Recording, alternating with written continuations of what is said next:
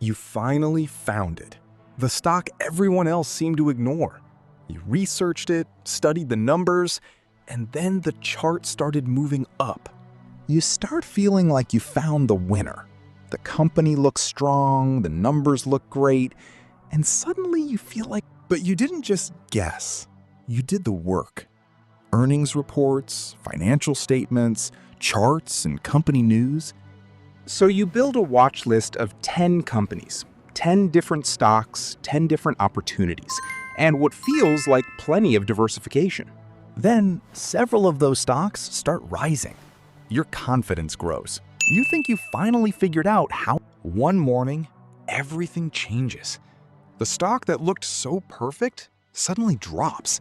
You tell yourself, I'm still right. The company hasn't suddenly become worthless. The story's still... But the stock keeps falling, down 20%, then 30%. Eventually, you're staring at a loss. And then it gets worse. Another decline, another terrible headline, another red number on. Then comes the hardest decision. Sell or keep holding? Your research says one thing. Finally, you sell. For a moment, you feel relieved. The stress is gone. You walk away thinking you made the responsible decision. Maybe the stock really was finished.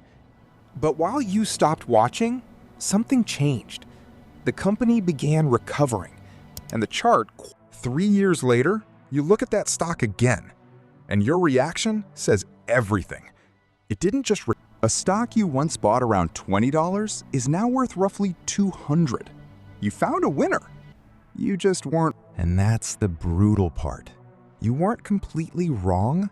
You found the opportunity. So here's the bigger question. How many extraordinary companies are actually hiding among all the... There are thousands of publicly traded companies. Every day, investors try to predict which ones will become tomorrow. Research by Hendrik Bessembinder found something remarkable.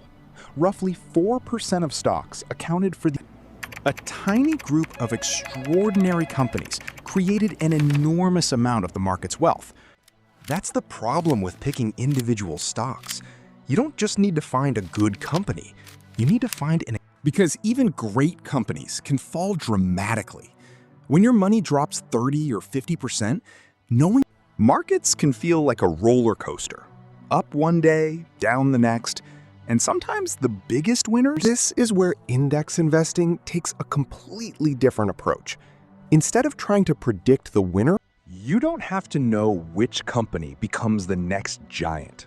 You own hundreds of companies at once. Don't destroy the entire portfolio because they're only one part of the basket.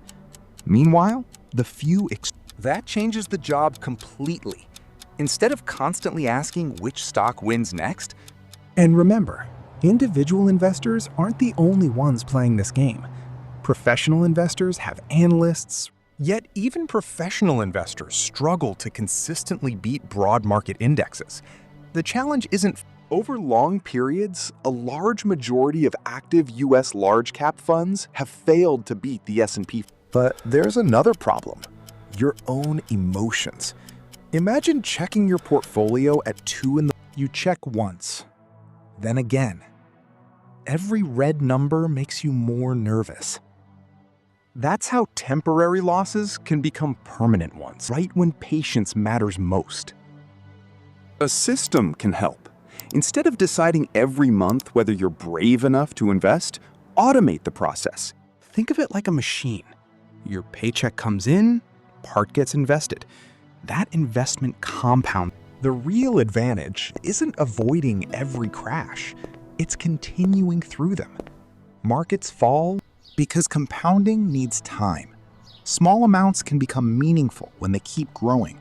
So maybe the most important question isn't, can I predict the next winning stock? It's because investing isn't about being right once. It's about staying in the game long enough for good decisions to compound. This is Capital Nova. Build wealth smarter.